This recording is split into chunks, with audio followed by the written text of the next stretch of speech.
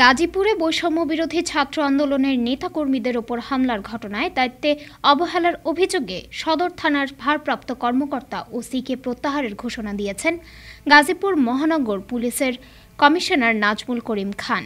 এছাড়া তিনি ব্যর্থতার কথা স্বীকার করে ক্ষমাও চেয়ে নিয়েছেন। ৮ ফেব্রুয়ারি বিকেলে গাজীপুর জেলা প্রশাসক কার্যালয়ের সামনে রাজবাড়ী সড়কে বৈষম্য বিরোধী ছাত্র আন্দোলনের বিক্ষোভ কর্মসূচিতে গিয়ে এসব মন্তব্য করে পুলিশ কমিশনার নাজমুল করিম খান ক্ষমা চেয়ে বলেন, হামলাকারীদের কাউকে ছাড়া হবে না, প্রতিটি হামলার জবাব দেয়া হবে। যেসব পুলিশ রেসপন্স করতে দেরি করেছে তাদের প্রত্যেকের বিরুদ্ধে ব্যবস্থা নেব। তিনি বলেন, আমি শুনেছি আমার ওসি 2 ঘন্টা পর আপনাদের ডাকে সাড়া দিয়েছে। আমি এখানে দাঁড়িয়ে বললাম তাকে সাসপেন্ড করব।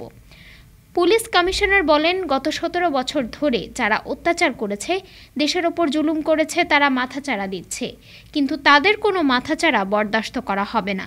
ইতিমধ্যে 16 জনকে গ্রেফতার করা হয়েছে। রাতে চিরুনি অভিযান চালানো হবে। ঘটনায় জড়িত সবাইকে আইনের আওতায় আনা হবে। ইতিমধ্যে স্বরাষ্ট্র মন্ত্রণালয় থেকে সিদ্ধান্ত নেওয়া হয়েছে। আওয়ামী ফ্যাসিবাদ দমন করার জন্য অপারেশন ডেভিল হান্ট পরিচালনা করা হবে। ডেস্ক রিপোর্ট, আজ বার্তা, ঢাকা।